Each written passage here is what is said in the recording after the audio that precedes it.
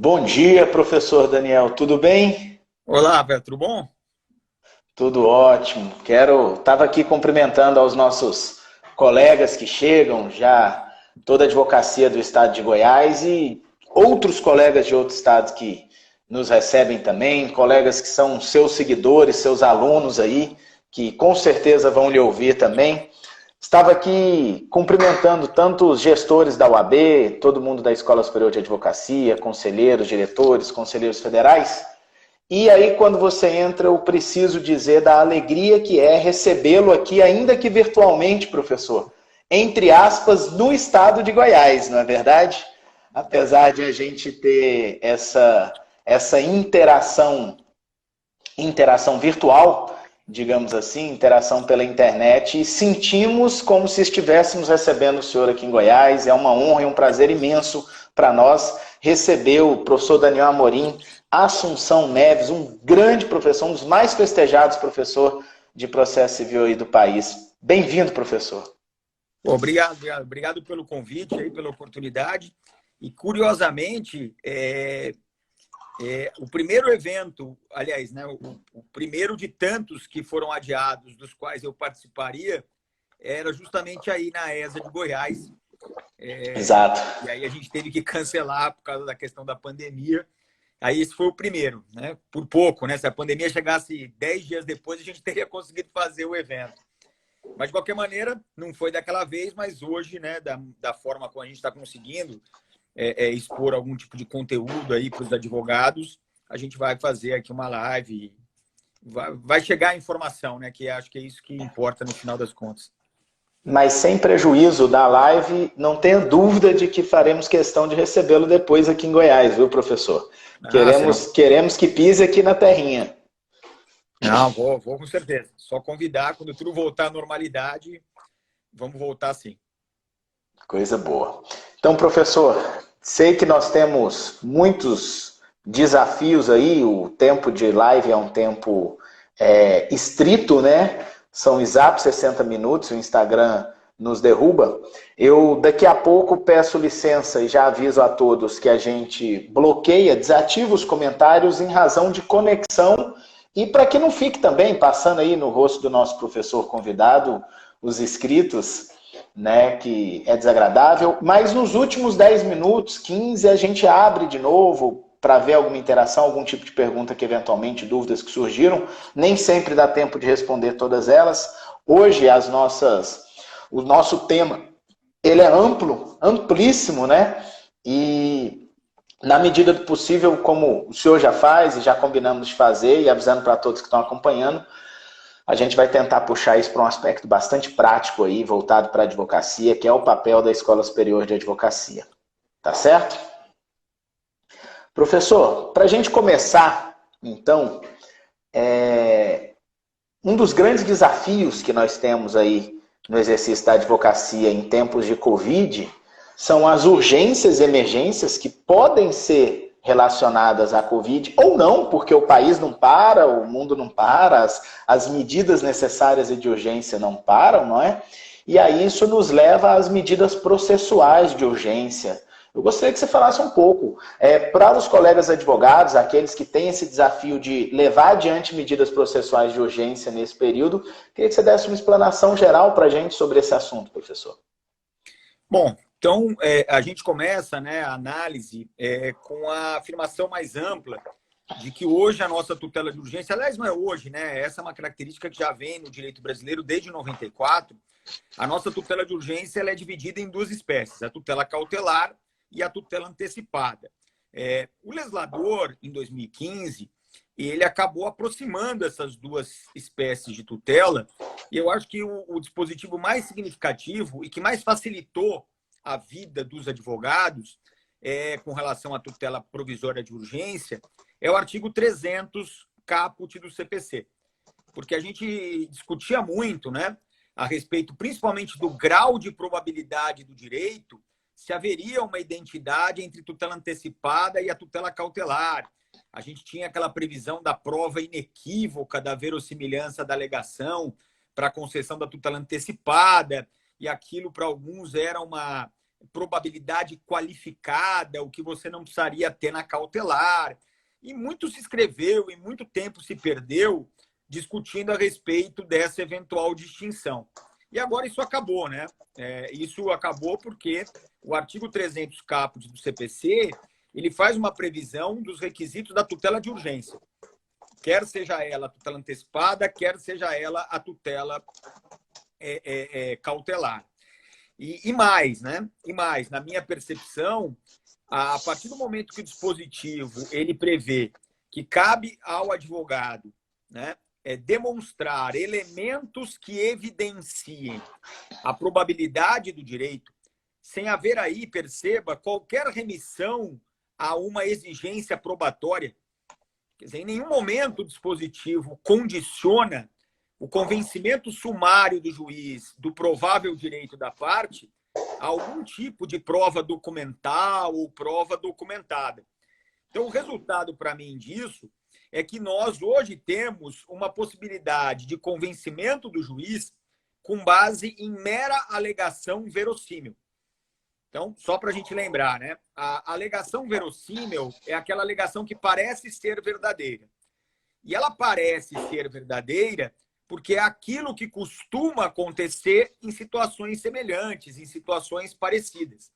Então, quanto mais verossímil for a sua alegação, mais será, mais carga de convencimento sumário ela vai ter perante o juiz. E, às vezes, a tua alegação ela é mas tão verossímil que você consegue, até mesmo sem nenhum tipo de prova que corrobore o que você está alegando, conseguir a concessão de uma tutela de urgência. Agora, é claro, né, e os advogados que me acompanham aqui, que nos acompanham aqui, eles sabem bem disso, nem sempre a gente consegue construir uma narrativa tão verossímil assim, né? Muitas vezes os fatos eles são nebulosos, muitas vezes eu nem vou dizer que eles sejam inverossímeis, que seria o extremo contrário, né? Não é que o fato parece ser falso, não, mas não há essa carga de verossimilhança. E aí é óbvio, né, que o juiz não vai se encantar pelos seus belos olhos azuis, né?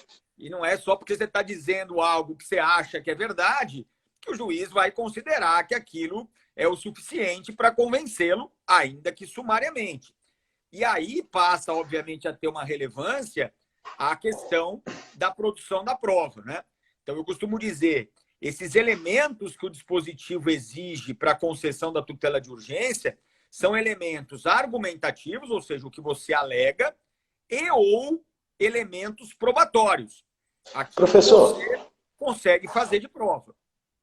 Só pegando esse gancho da verossimilhança, então, para o pessoal que está acompanhando, que está nos acompanhando.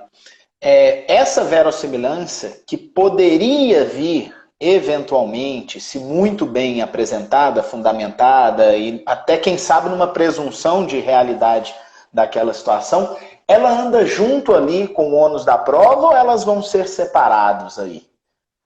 Então, nesse primeiro momento, como a gente ainda está trabalhando uma cognição sumária, um juízo de probabilidade... Provas que ainda são arregimentadas, né? Ainda que o ônus da prova recaia sobre quem alega, esse será um tema para a gente discutir lá para a tutela exauriente. Eu posso te dar um exemplo, Rafael, da minha experiência prática, porque eu advogo para a instituição financeira. Então, o que acontece? É muito comum, né? O sujeito ele tem os seus documentos furtados ou roubados, ou perde os documentos, e dali a algum tempo, os larápios, né, que roubaram ou furtaram ou encontraram o documento, faz uma falsificação, às vezes até grosseira no documento, e abre um crediário. Pega um dinheiro, financia um carro em alienação fiduciária, faz algum negócio bancário lá para levantar patrimônio, para levantar dinheiro ou bem. Obviamente que não paga, né? É evidente, né? É o golpe, né? E assim que não paga, o nome do sujeito vai para o Serasa. Na hora que o nome aparece no Serasa, a pessoa ela tem uma grande surpresa, porque, em regra, ela nem relação jurídica tem com aquele banco. Ela nunca nem ouviu falar daquele banco. Então, o que ela faz? Ela entra com uma ação judicial para declarar a inexistência do débito e tirar o nome dela do Serasa. Eu tenho 20 anos de advocacia. E o meu primeiro cliente foi Missão Financeira e eu tenho clientes de Missão Financeira até hoje. Então, Se eu te falar de cada 100 ações dessa, 99 teve fraude, eu não vou estar mentindo. Se de cada 100 tem apenas um picareta ali tentando ganhar tempo, tentando enrolar, porque foi ele mesmo que celebrou o contrato, é muito. Então perceba, essa realidade que eu tenho, o juiz também tem. Porque o juiz julga esse tipo de demanda toda hora. E a toda hora ele percebe que, nessas circunstâncias, o mais comum, disparado, é que tenha tido a fraude. E aí é por isso que esse juiz, de tão verossímil que é a alegação do autor, de que não foi ele que assinou o contrato, o juiz ele acaba concedendo uma tutela de urgência independentemente de prova. Eu me lembro, né, das concessões da época do Código Anterior, que havia a exigência da prova inequívoca da verossimilhança, em que ou o juiz dispensava a exigência, concedia para tirar o nome do Serasa mesmo sem prova, ou ainda ele se satisfazia com o boletim de ocorrência do furto dos documentos. Ou seja, o boletim de ocorrência não prova nada. E boletim de ocorrência virava prova, né? Documento unilateral virando prova processual.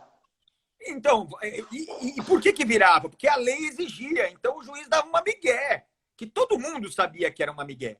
Mas hoje, perceba, ele não precisa mais fazer isso. Então é isso que eu comento lá com os advogados do escritório, quando a gente tem que trabalhar com alguma tutela de urgência. Eu digo, olha, a gente vai ter que falar, narrar fatos os mais verossímeis possíveis. E quanto menos prova pré-constituída a gente tiver para instruir esse pedido, mais verossímil vai ter que ser a nossa alegação. Então, eu acho que essa é uma novidade interessante. A gente para de discutir o sexo dos anjos. Se tem diferença de requisito entre antecipado ou cautelar, acabou. O grau de probabilidade do direito para convencer o juiz é o mesmo. Vamos tirar essa neura da cabeça. E para o advogado, essa lembrança. É claro que se você alegar alguma coisa e corroborar com prova, você está bonito na fita. Mas se você não tiver uma prova pré-constituída e a questão for de urgência, você não consegue pré-constituir a prova. Ainda mais agora, né? Nessa época de Covid, você vai falar, vamos fazer uma ata notarial. Vai ser complicado você fazer uma ata notarial. Não, vamos entrar com uma produção antecipada de provas. Pô, até a tua prova ser produzida, se a tutela de fato era de urgência, aí o direito já pereceu. Então é aquela história, ou você tem a prova pré-constituída ali na hora, ou você não tem. E se você não tiver, você vai ter que fazer uma alegação razoavelmente verossímil, por assim dizer. Agora... Fantástico. Pode continuar, professor. Então, agora, a opção do advogado hoje, né? Como você bem colocou, Rafael, o mundo não parou, né? Assim, pelo menos não parcialmente, por causa da Covid. Nós continuamos a ter problemas, né? A gente pensa muito na Covid, na pandemia, e aí a gente tem dois aspectos, eu acho que bastante sensíveis atualmente, que é o aspecto médico, né? Então, é natural, e a gente ainda não chegou, né, que tudo parece, no ponto de saturação máxima, mas nós caminhamos para isso. Né? Lá no Amazonas chega, eu tive conversando até ontem com o Beto Simonetti, que é o conselheiro federal da OAB, secretário-geral do Conselho Federal da OAB, e ele é de lá. E ele está dizendo que tem gente que com decisão judicial não está conseguindo UTI. Lá está o caos mesmo, lá está o caos. Mas, graças a Deus, o restante do Brasil ainda não chegou nesse ponto, né? Mas era isso que eu queria apontar, né? Porque a gente vai, provável, né? Todos queremos que não, mas a tendência é que a gente chegue, se não no Brasil inteiro, em muitos outros lugares além de Manaus, numa situação de saturação da estrutura médica hospitalar, que não vai ter como efetivar a decisão judicial. Não vai. Sim. Esse é o fato. O administrador público vai responder por improbidade, vai responder por desobediência, você vai prender o secretário de saúde. Então, você pode fazer o que você quiser. Ele vai falar, não tem, nem se eu quiser. Não tem. Mas, professor, desculpa te interromper. Tá. Voltando aqui, antes disso, você estava falando da verossimilhança e da não necessidade de produção de provas, se você tiver uma arguição muito factível dessa verossimilhança, e só lembrando para os colegas advogados, ninguém está recomendando você não produzir a prova, se você não tiver elas para produzir. Mas se você já as tem, por óbvio, como você disse, a produção é necessária. Mas só para orientar os nossos colegas, principalmente aquele colega início de carreira, ou aquele colega que está começando aí agora a atuar na seara processual civil e que vai fazer esse pedido de tutela e que está muito angustiado aí com essa eventual ausência de documentação, ausência de boletim de ocorrência. Só para dizer a eles, esse entendimento de que a verossimilhança é suficiente sem prova, ela já está razoavelmente bem sedimentada no primeiro grau para apreciação dos julgadores. O que vai variar é o grau de percepção do julgador da necessidade daquela prova eventual ou não, certo, professor? Sem dúvida. Quer dizer, a partir do momento em que não há mais uma remissão à exigência de prova, como havia no código anterior, no artigo 273, que condicionava a tutela antecipada a tal da prova inequívoca da verossimilhança da alegação, e aí o juiz ele ficava, teoricamente, preso à previsão legal, porque ali havia uma exigência de que a cognição sumária deveria se basear em prova. Agora não existe mais. Então, né, onde a lei não prevê, não cabe ao intérprete criar requisitos que não estão expressamente previstos na lei. Então, você colocou bem, né, Rafael? Eu sou advogado, meu cliente me procura, e a primeira coisa que eu vou ouvir é a sua história, né? Então, ele vai me contar uma história. Ele vai me contar uma narrativa, às vezes uma história fantástica, né? Com personagens inacreditáveis e tal. E quanto mais fantástica for a narrativa do seu cliente, você já vai percebendo que mais distante você vai ficando da tutela de urgência, né? Imagina eu na advocacia trabalhista ouvindo as histórias. Aí só falta o elefante cor-de-rosa voador, né? Mas o fato é o seguinte, né? Eu costumo sempre dizer o seguinte. Você tem as alegações de fato e as eventuais provas. E você, para conseguir convencer o juiz, você imagina o seguinte, imagina esse copo aqui, ó. Esse copo, você está tomando um copo d'água? A propósito, eu quero fazer um comentário que eu acho que você é o primeiro torcedor legítimo de um grande clube como é a Portuguesa que eu faço aí uma live, viu, professor? Tá, e ele é legítimo mesmo, gente. Tá lá no WhatsApp dele, a foto é o símbolo, ele faz questão de trazer o copo, o cara é apaixonado mesmo. Eu estive aí em Goiás, na derrota da Portuguesa para o Vila Nova, lá no Serra Dourada, na Série C do Brasileiro, quando o Vila Nova subiu para a Série B. Eu fui nesse jogo. Aí eu acabei conhecendo o Serra Dourada, não conhecia ainda. Não, eu acompanho mesmo. Mas imagina isso. E o Vila Nova, só para encerrar o assunto do futebol, o Vila Nova joga a Série C por humildade, porque a gente é o melhor time do mundo, tá? Não, mas para humilhar os outros, isso não é justo. Isso, por humildade. Vamos lá. É justo. Tinha gente lá, viu, na Serra Dourada, tava lotado. Eu tava lá. Né? 1-0. Tava lá. E aí, o que acontece aqui? Então, vamos imaginar esse copo. Esse copo aqui é a cabeça, o cérebro do juiz. E você vai ter que convencer ele enchendo esse copo. Você vai encher esse copo com alegações de fato e prova. Então, é aquela história. Você não necessariamente vai ter a necessidade de fatos verossímeis. Ah, Daniel, o meu fato não é verossímil, então você encheu um pouquinho só o copo com os fatos. Você tem tudo isso aqui para convencer o juiz com relação à prova. Então, é possível que você tenha um fato não verossímil, mas uma prova robusta que vai fazer o copo ficar cheio.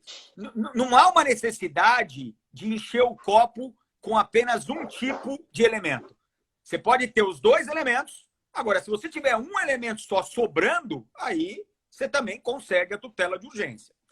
Agora, a questão, o sujeito ele vai lá, te conta uma história. A primeira coisa que você vai fazer é o seguinte, assim, mas você tem algum documento para mostrar alguma coisa para mim? Me dá tudo o que você tiver. E aí é uma dica para advogado, né? Uma dica antiga de advogado para advogado que eu recebi quando eu estava aprendendo a advogar e que eu agora passo adiante. Nunca confie no discernimento do seu cliente. Nunca. Perfeito. Por mais esclarecido que o cara seja, não, Daniel, mas o cara é um PhD. Ele pode ser advogado. Ele pode ser advogado. É o departamento jurídico da empresa que eu estou falando. Fala, meu, por quê? O que acontece muitas vezes? O sujeito faz uma análise prévia do que ele acha relevante para conseguir, eventualmente, uma tutela de urgência. E aí, na hora que você fala para ele, mas você tem alguma coisa documentada que a gente possa usar, ele te traz alguma coisa.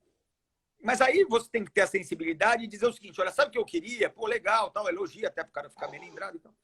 Fala, mas sabe o que eu queria, de repente, uma visão mais ampla? Quem sabe não para agora, mas lá para frente, mas para a gente já ter uma visão do todo. Eu queria que você me mostrasse, você me trouxesse, você me mandasse tudo que houve documentado na sua relação com a parte contrária. Porque você vai perceber, se você passar a fazer isso, que muitas vezes, não obviamente de forma proposital, não teria por que ele se auto-prejudicar, se sabotar dessa maneira, mas que muitas vezes ele não percebeu a relevância de um documento, de um e-mail, de uma comunicação qualquer, e que você, já dentro daquela argumentação que você está criando para usar na demanda, percebe que aquilo vai te ajudar e vai te ajudar muito. Então, ouve a história do cliente, pega o que ele te trouxe, pede tudo mais que possa existir e não veio ao seu poder no primeiro momento, e aí você vai ter que resolver. Resolver o quê, Daniel? Te dar uma dica, tá? Não se preocupe em distinguir se aquilo que você quer é uma tutela antecipada ou uma tutela cautelar. Não se preocupe com isso. Perceba que é uma medida de urgência. Perceba que se você não tiver a tutela agora, não adianta dar depois, porque aí não vai adiantar para nada. É isso que você tem que perceber. A partir do momento que você perceber isso, se ela é garantidora, se ela é satisfativa, você, advogado, eu estou aqui sendo bem pragmático, hein, Rafael? Você, advogado, desencana. E desencana por quê? Porque você vai ter duas formas de fazer o teu pedido de tutela de urgência. Então, você pode fazer como tradicionalmente se faz, porque o uso do cachimbo deixa a boca torta. E como nós, durante anos e anos, fizemos assim, nós continuamos a fazer assim, que é o pedido incidental da tutela de urgência. Perceba, para o seu pedido de tutela de urgência ser incidental, basta que no processo em que ele é elaborado, já tenha sido feito ou esteja sendo feito concomitantemente ao pedido de tutela de urgência, o pedido de tutela principal.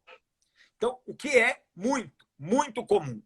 Você faz uma petição inicial clássica, aquela lá do 319 do CPC, clássica, pleiteando, arguindo os fatos, fazendo análise jurídica. A petição inicial para o pedido principal. E aí você vai lá, 1 dos fatos, 2 do direito. E aí, antes do 3 do pedido, você abre um outro tópico, 3 da tutela de urgência. E aí você vai falar, lato sensu, fumus boniuris e periculum in mora. Por que o seu direito é provável e por que há um risco de uma tutela definitiva ser ineficaz, do seu direito perecer.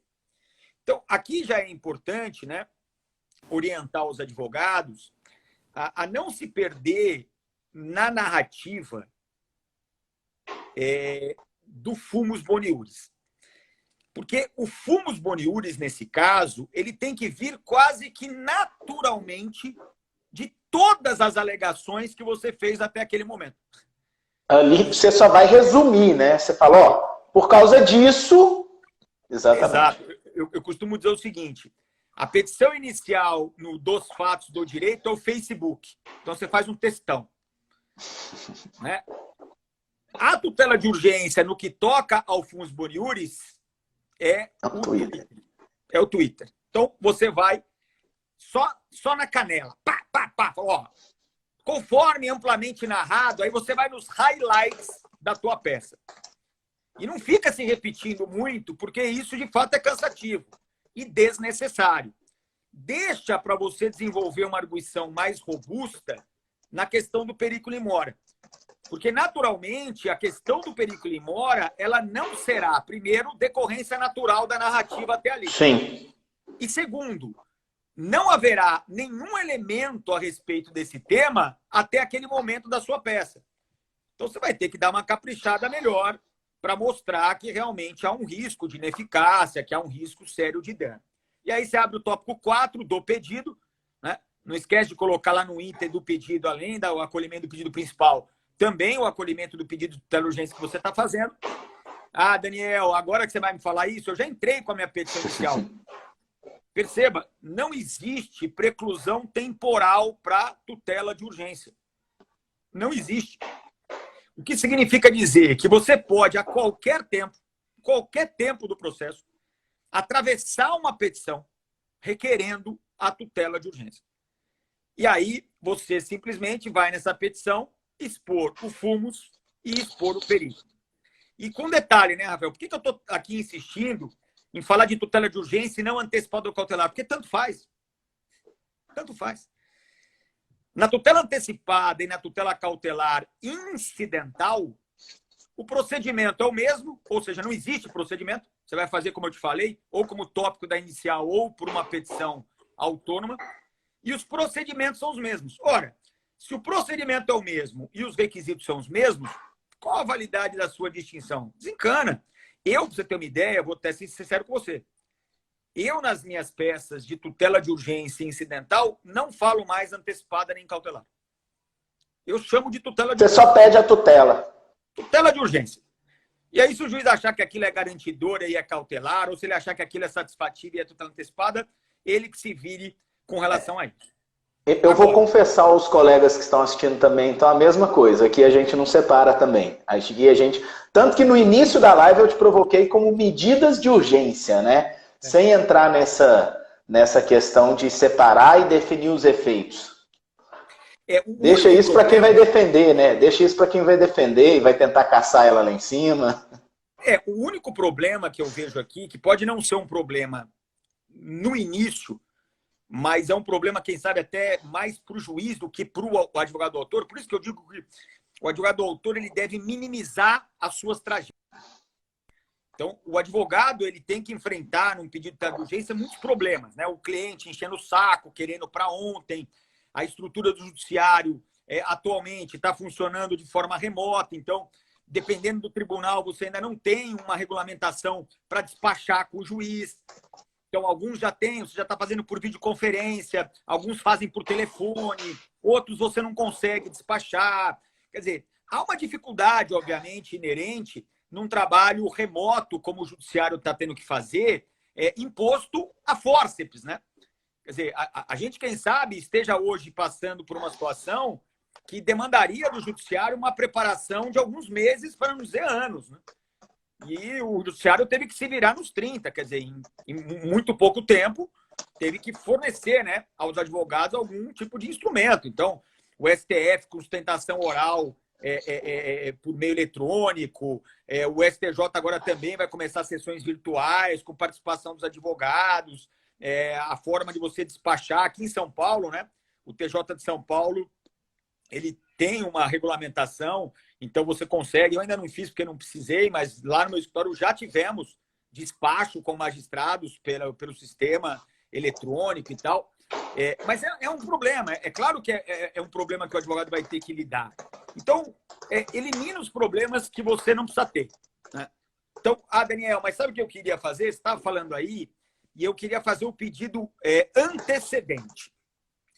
Eu quero fazer um pedido de tutela de urgência antecedente, porque eu sei que eu posso. Tudo bem, você pode mesmo. Então, isso significa o quê? Você vai fazer uma petição inicial, mas essa petição inicial ela não vai ter aquele rigorismo formal do 319. Porque, na verdade, essa petição inicial ela vai estar voltada apenas aos requisitos da tutela de urgência. Então, aí você vai ter que alegar o fumus boniuris de uma maneira mais caprichada, porque a tua peça não vai ter nada antes disso. Então, você vai ter que fazer uma fundamentação mais robusta. Vai lá falar do periculum in mora e vai fazer o pedido de concessão de tutela de urgência. Nesse caso, Rafael, é importante a distinção entre antecipado ou cautelar, porque os procedimentos da tutela antecedente cautelar e antecipada são diferentes. Sim. Então, imagina o seguinte. Se o juiz te conceder essa tutela antecipada, então você é o advogado autor, ok?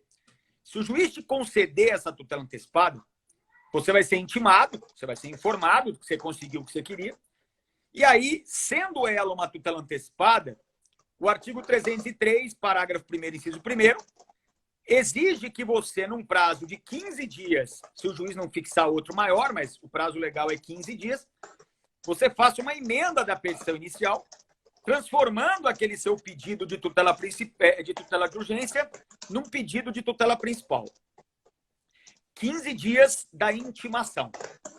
Agora, se a tua tutela for cautelar, você vai ter outro prazo, que é 30 dias, não é mais 15.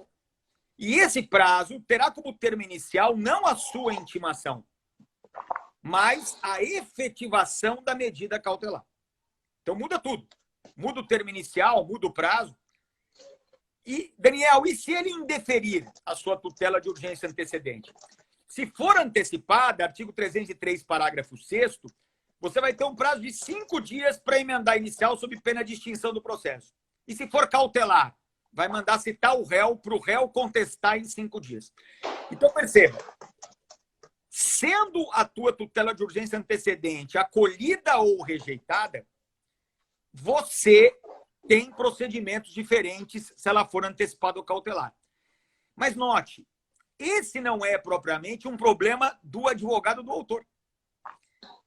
Porque se o advogado do autor chamar antecipada, o juiz achar que é cautelar, ou vice-versa, aplica a fungibilidade do 305. Então, aquela história, pô, Daniel, eu entrei com uma cautelar antecedente, eu quis dar o nome de cautelar antecedente. Aí o juiz, ele falou assim, olha, você está com os requisitos preenchidos, mas isso aqui é satisfativo. Então, eu vou te dar uma tutela antecipada antecedente. Beleza. Na hora que o juiz te deu a tutela antecipada antecedente, você já sabe que o procedimento é do artigo 303 do CPC. Não é mais o procedimento do artigo 308 do CPC que fala da cautelar. Então, é aquela história, né? Se você errar no teu pedido, o juiz corrige pela fungibilidade. Se você acertar, segue o jogo. Então, perceba que, de fato, não é um problema para o advogado ficar lá, né? Porque quando eu dou aula, né? Aí eu costumo brincar com meus alunos, né? Eu falo, olha, então vamos pegar um exemplo aí hoje, tá? Você quer ser internado na UTI. Isso é uma tutela antecipada ou uma tutela cautelar? Aí o pessoal pensa, fala, não, uma tutela antecipada. Porque o que você quer mesmo é a internação na UTI e é o que você consegue com a tutela de urgência. Fala, legal. Agora, conseguir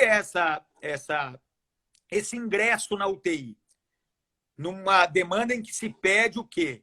Que se pede a intervenção. Não vai garantir o resultado final útil? Porque se o sujeito não entrar na UTI, ele morre. E aí não há resultado útil possível. Ah, Daniel, então internar o cara agora acaba também, né, garantindo o resultado útil. Ah, então é cautelar. Não, mas já satisfaz. Então é antecipada. Fala, meu, tá bom. Esse é um problema para quem vai prestar concurso, que aí ele vai ter que saber, né? Que uma coisa é satisfazer para garantir, outra coisa é garantir para satisfazer. Ok. Porque os malditos concursos públicos vão perguntar isso para você. Agora, você é advogado, meu irmão. Advogado do autor ainda, cabeça cheia, problema para tudo que é lado. Segue o jogo. Centra no 300.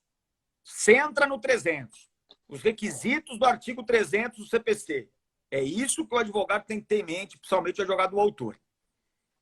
Bacana. Daniel, aí o colega faz a petição inicial, todo o seu esforço, com as provas que tem, pede lá a sua tutela de urgência e essa tutela ela pode ser deferida ou indeferida, né?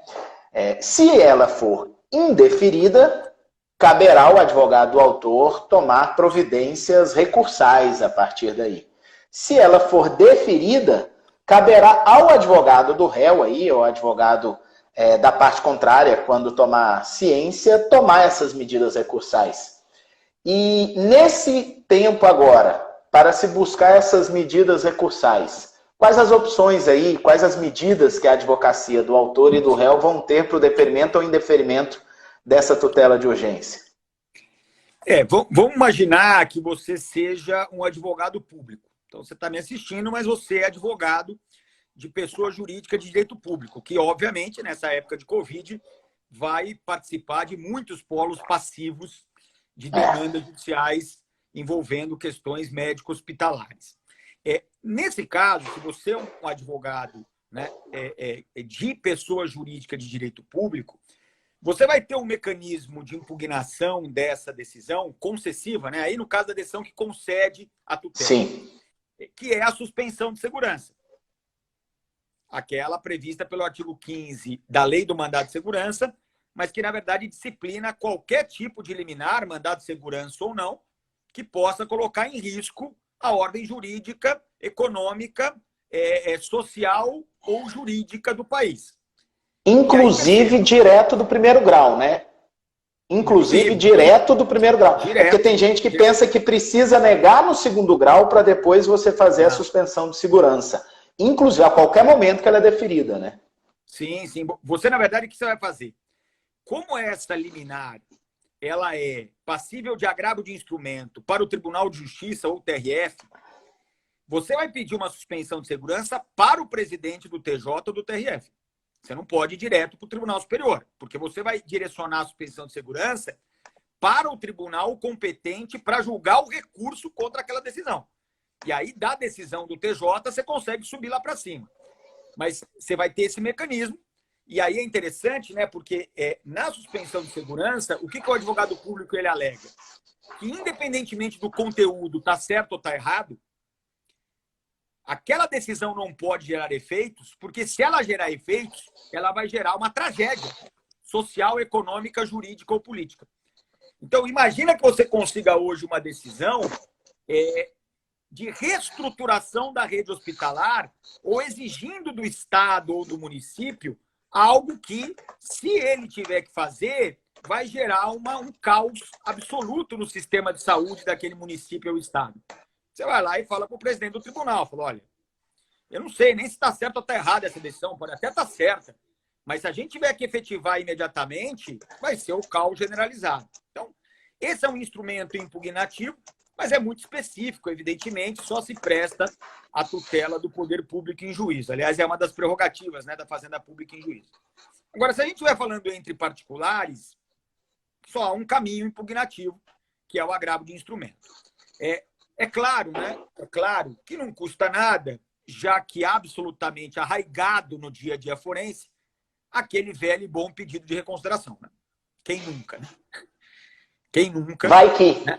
Tenho provas boas aqui a meu favor, tenho argumentos bons. E é interessante, aqui eu também sempre oriento aos advogados lá do meu escritório, e tudo que eu falo com meus advogados, eu falo para os colegas também, que eu acho que vale a pena você levar em conta isso no dia a dia forense. Primeiro aspecto, tem muita gente que confunde pedido de reconsideração com novo pedido sobre o mesmo tema. E nós sabemos que o pedido de reconsideração ele é mal visto pelo judiciário. Porque, tacitamente, o pedido de reconsideração ele está baseado em uma de duas premissas, se não nas duas. Primeira premissa, juiz, você leu e não entendeu. Então, eu vou desenhar para você. Segunda premissa, juiz, você nem leu, né? Então, deixa eu te explicar de novo para ver se você lê agora. Porque cá entre nós, Rafael, se o juiz ele leu e entendeu, acabou. Game is over. Perante aquele juiz já era. Ele não vai voltar atrás na sua decisão se você só reforçar os mesmos argumentos que você já teve. Ah, não, Daniel, mas agora eu vou fazer novos argumentos. Não, é que agora teve uma circunstância superveniente que eu vou alegar. Então, isso não é pedido de reconsideração. Não chame de pedido de reconsideração. Peça o quê? Uma nova tutela antecipada, baseada em novas circunstâncias. Porque é disso que se trata. E é advogado, mas chama de pedido de reconsideração, o que, na minha percepção, não tem sentido nenhum. E a segunda dica é aquela velha e boa e tradicional, que esse teu pedido de reconsideração, ele não vai interromper nem suspender o prazo do agravo, hein? Então você já faz aí o agendamento. Isso é muito importante. Do agravo, faz o pedido de reconsideração. Se der 15 dias e não tiver saído decisão do juiz, agrava.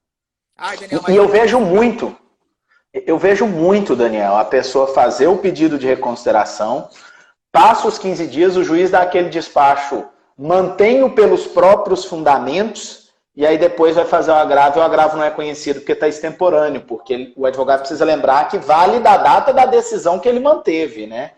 É um alerta importante para isso.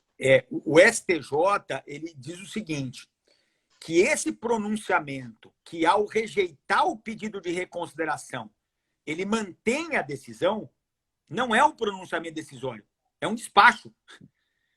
E como despacho, ele é irrecorrível. Então, a única recorribilidade que você vai ter é daquela decisão anterior. E justamente por isso, na hora que a decisão sair, ainda que você vá pedir uma reconsideração em primeiro grau ali perante o juízo, que às vezes, perceba também, né, Rafael, é mais fácil. Porque eu sou viciado nisso. Por quê? Porque eu sou advogado da capital. Então, sinceramente, para mim, né, ir até o Tribunal de Justiça ou ir até o Fórum João Mendes é uma rua que eu atravesso. Agora, se a gente pensar nos nossos colegas do interior, sujeito às vezes num estado maior, aí a 1.000 quilômetros da capital, e aí ele falou, olha, eu vou agravar, mas dá para gravar, hoje é meio eletrônico, dá para fazer por correio, sim, mas aí eu vou ter que despachar com o relator. E aí, mas agora em época de Covid, e se não tiver a estrutura para você fazer isso? Então, muitas vezes é mais fácil você ali na própria comarca tentar resolver o teu problema. É natural, né? Então, beleza, faz lá o pedido de reconsideração, né? O não você já tem, né? Como dizia minha mãe. O não você já tem. Então, vai que o juiz reconsidera. Mas não perca o prazo do agravo, hein? Pelo amor de Deus. E nesse agravo de instrumento, veja só, os cuidados que você vai ter. Daniel, eu sou autor. Tá bom. O juiz não concedeu a minha tutela de urgência. Agravo de instrumento. Perceba, o agravo de instrumento ele vai demorar para ser julgado. Daniel, a tutela é de urgência. Eu não posso esperar o julgamento do agravo. Ok. Aí a primeira coisa que o cara pensa é o quê? Então eu vou pedir um efeito suspensivo. Meu querido, minha querida, o efeito suspensivo do não é a manutenção do status quo ante. Ou seja, não muda nada para você a decisão negativa ter ou não efeito suspensivo. Né? Eu quero a intervenção, me coloque na UTI. O juiz diz não. Olha que eu suspendo esse não, hein? Posso suspender. Suspenso não, o paciente continua onde? Fora da UTI. No 0 a 0. Obviamente. Então, na verdade, você, advogado do autor, quando você agravar, você vai agravar para quê? Para conseguir o quê nesse agravo? A internação na UTI. Mas esse resultado de provimento do agravo vai demorar e você não pode esperar. Então, o que você vai pedir? A antecipação da tutela recursal. Fantástico. Ou seja, você está indo no agravo, a tua pretensão recursal no agravo é a internação na UTI, como tutela definitiva do agravo. Você pede antecipação, fundamenta no artigo 300 caput do CPC. O que claramente vai fazer com que você, né, basicamente, repita tudo que você já alegou na inicial lá no tribunal. Agora, se o juiz conceder, aí a coisa muda de figura. Porque a decisão concessiva de tutela de urgência, ela gera uma mudança no mundo prático. E aí o réu, ele vai agravar, o recurso continua sendo o agravo, mas aí sim caberá o pedido de efeito suspensivo do agravo. E aí você, advogado do réu, quando agravar e não quiser que a decisão interlocutória gere efeitos até o julgamento definitivo do seu recurso, você vai fundamentar o teu pedido de efeito suspensivo no artigo 995, parágrafo único do CPC. Que não se assuste, tá? Apesar de com uma linguagem diferente, ele vai prever os mesmos requisitos do artigo 300. A mesma coisa. É a mesma coisa. É probabilidade de você ter razão no teu recurso e o perigo do tempo. É sempre a mesma coisa, mas a fundamentação legal, se você pode acertar, não precisa errar, né? Eu costumo dizer isso, né? Se dá para acertar, melhor acertar, né? Bacana. Daniel, você falou sobre entrega de memoriais, etc. Vou compartilhar aqui algo que algumas pessoas começaram a fazer, que a gente está fazendo também e que tem sido bastante interessante. Acho que em São Paulo, assim como Goiás, foram criados e-mails, né, para falar com o gabinete, com o desembargador, com o juiz e etc. O que tem sido feito para entrega de memoriais? O pessoal tem enviado uma petição, entrega de memoriais com um QR Code e um videozinho aí de 2, 3, no máximo 5 minutos relativo aos memoriais e, na sequência, os memoriais escritos, né?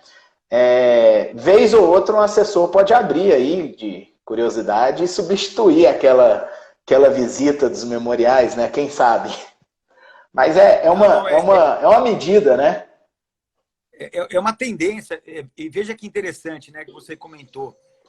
Eu tenho um cliente e a gente precisou de um parecer na área do direito empresarial. E aí a gente procurou o Fábio Lhoa para fazer esse parecer. E aí ele faz algo que eu passei a adotar desde que eu descobri que ele fazia, que é o parecer escrito e um vídeo parecer. Boa. Então, uma aula. E eu faço isso hoje em dia. Então, o que eu faço? Eu faço o parecer escrito tradicional, ele é entregue aos julgadores, mas também junto dele, você junta aos autos um vídeo de até 5 minutos, também nada muito cansativo, né? Com os highlights do parecer. Então, eu acho que essa forma, né, de oralidade, a questão do processo eletrônico, dos meios eletrônicos de comunicação, acaba, na verdade, incentivando também a oralidade, né? Porque você pode fazer por vídeo. A gente está fazendo aqui live, né? Isso vai ficar, né? As tragédias, elas deixam sempre alguns resultados positivos, apesar de toda a devastação que elas acabam causando. E essa é uma delas, né? Quer dizer, a gente já tinha, por exemplo, ministros do STJ recebendo advogados por meio eletrônico, né? Então, a ministra Nancy Andrighi, por exemplo, há muito tempo, ao invés de fazer o coitado sair lá de Belém do Pará até Brasília para despachar, despacha com o advogado por meio eletrônico, né? E, a ministra Adelaide no TST, que é aqui de Goiás, faz isso também. Claro. Ela também tem um horário para despachar ali pelo Skype. Eu acho o seguinte, depois que a gente voltar à normalidade, né? Eu acho que a gente vai ter uma combinação maior de atos eletrônicos e atos físicos, né? Eu acho que não vai, de uma hora para outra, tudo virar eletrônico, mas, de qualquer maneira, eu acho que é uma tendência que veio para ficar, né? E quem sabe a gente passe... Não, continua, desculpa. Não, quem sabe a gente passe a levar a sério o princípio da oralidade, né? Porque o princípio da oralidade entre nós é uma piada, né? Nada é oral, pô. Isso aqui é verdade. E aproveitando que você tocou nesse assunto, a gente está nos últimos 10 minutos da nossa live já, passa muito rápido isso aqui. Buscando aí, então, já que você falou dos atos eletrônicos, né, que vão aumentar, audiência de instrução por videoconferência, o que você pensa disso, professor? Da viabilidade, da segurança, da incomunicabilidade de testemunhas, de uma forma geral, o que você pensa disso? Eu, inclusive, hoje vou participar de uma live às 18 horas do Movimento 133, que é o movimento de advogados aqui de São Paulo, que vai tratar, a gente vai conversar sobre audiência e sustentação oral. E aí vamos acabar enfrentando esses temas, né? Com relação à audiência, eu, sinceramente, não acho que a gente tenha a maturidade para a realização da audiência eletrônica, né? Se a gente pensar, por exemplo, no Discovery norte-americano, em que o juiz não participa da oitiva das testemunhas, que os advogados convocam o advogado adverso para o seu escritório, para a oitiva das suas testemunhas, e assim acontece com o lado contrário também. Quase como uma produção antecipada de prova, né? Uma produção antecipada de prova extrajudicial, exatamente. Exato. Fantástico aquilo. Quer dizer, a gente tem uma cultura muito arraigada, a necessidade do juiz para determinados atos processuais, que é cultural, né? Porque a gente vai pensar, bom, vamos fazer o ato eletrônico, o juiz vai estar lá. Eu não tenho dúvida que o juiz vai estar lá, né? Mas o juiz vai estar lá e eu vou estar com a testemunha onde? Pior, a testemunha ela vai ter necessariamente que ter o acesso ao mecanismo eletrônico para participar da audiência. Quer dizer, se sou daqueles que vai precisar intimar a testemunha, então já não vai dar para fazer nesse momento agora, porque a intimação ela vai ter que ser pessoal, e a intimação pessoal, o oficial de justiça não está fazendo. Daniel, então manda pelo correio. Bom, vou mandar pelo correio, porque o correio ainda tá funcionando, né? Como é que fica a questão da testemunha estar sendo pressionada ou não? Está sendo orientado ou não? Está lendo um papel aqui, ó, teleprompter ou não? Quer dizer, a testemunha vai ser ouvida no escritório do advogado, mas aí não estão os dois advogados, só estou eu e a minha testemunha. Eu não sei, quem sabe eu seja muito cético, mas eu não acho que a gente ainda esteja pronto para tal espécie de ato por meio eletrônico, não. Quem sabe um dia. Né? E o CNJ... Sustentação oral eu acho legal. A audiência... E o CSJT, juntamente com... regulamentou agora as audiências e disse que vai ser possível e orientou a Justiça do Trabalho a realizar atos de audiência de instrução a partir do dia 21 de maio, de forma eletrônica. E eu comungo do mesmo entendimento que o seu, viu, professor? Eu acho que a gente vai ter problemas seríssimos a respeito. Seríssimos. Além da insuficiência técnica, que eu acho que vai abranger a grande maioria, e principalmente no meu caso de atuação, que é a Justiça do Trabalho, que nós temos reclamantes e testemunhas de reclamantes com problemas, dificuldades de acesso às questões técnicas, nós ainda teremos todas as questões culturais que você colocou e vai ser um grande problema. Por um primeiro momento, eu acho que não podemos realizá-las, a não ser por uma concordância de ambas as partes, um acordo processual, aí muda totalmente aí, né, a figura. Mas a imposição tem muita reserva aí das audiências de instrução por videoconferência. E eu só queria deixar claro, Rafael, que esse meu incômodo ele é exclusivamente relacionado às testemunhas. Sim. Porque se eu pensar, por exemplo, uma audiência de mediação e conciliação, em que estarão presentes apenas as partes, aí eu não vejo problema nenhum. Você fazer uma audiência de mediação e conciliação pelo meio eletrônico, me parece que não teria grande problema. O problema é a questão da oitiva das testemunhas. Perfeito. Seria interessante, né? Eu pensei agora, Rafael, imagina se você fala assim para o juiz, ó, excelência, eu quero uma acariação entre essas duas testemunhas. Aí tem que ver se o sistema eletrônico permite, né, que as duas testemunhas, ao mesmo tempo, elas possam aparecer na tela para que o juiz possa fazer a acariação, né? A acariação seria uma comédia, né? Uma comédia. Mas, professor, a gente está caminhando para o final, quero aqui agradecer muito a presença aqui no ESA Live. Quero convidar a todos que acompanham já o Instagram da ESA Goiás a acompanhar o Instagram do professor Daniel. É só clicar em cima aí do lado esquerdo, nessas duas bolinhas que tem os dois perfis, e clicar no perfil dele, você vai lá, segue e volta, tá certo? O professor Daniel tem muito conteúdo, está postando muito conteúdo, cursos, informações no Instagram, fazendo lives, participando aí de seminários online. E gostaria de pedir para você falar um pouquinho desse trabalho, desses cursos, fazer os convites aí dos cursos que você tem para oferecer para o pessoal que está seguindo a gente, professor. Legal. Eu sou professor, né, do curso Fórum, lá no Rio de Janeiro, estou sem ir também, naturalmente, mas lá no curso Fórum eu tenho um curso completo de processo civil, são mais de 200 horas de processo civil gravadas, rigorosamente todos os temas, né, processo coletivo, inclusive, a gente vai ter lá. E dou aula também no curso CERS, que é o Complexo de Ensino Renato Saraiva, faço parte, né, de curso da carreira jurídica, MPT, que agora está saindo, faço parte do curso de preparatório para cartórios, sou coordenador, junto com o professor Rodrigo Cunha, da pós-graduação em processo civil do CERS. Então, quem tiver interesse numa pós-graduação totalmente online, bem pragmática, viu, bem voltada para o advogado, a gente tem lá também no CERS. E eu tenho alguns cursos avulsos no Aprenda. Um marketplace jurídico. aprenda.cers.com.br/Daniel Neves. Daniel-Neves. E ali, viu, Rafael, para o pessoal que quiser, também tem cursos 0800. Né? Eu tenho um módulo de cursos lá que chama 10 dicas. Então, tem 10 dicas de pedido, 10 dicas de competência, 10 dicas de temas variados.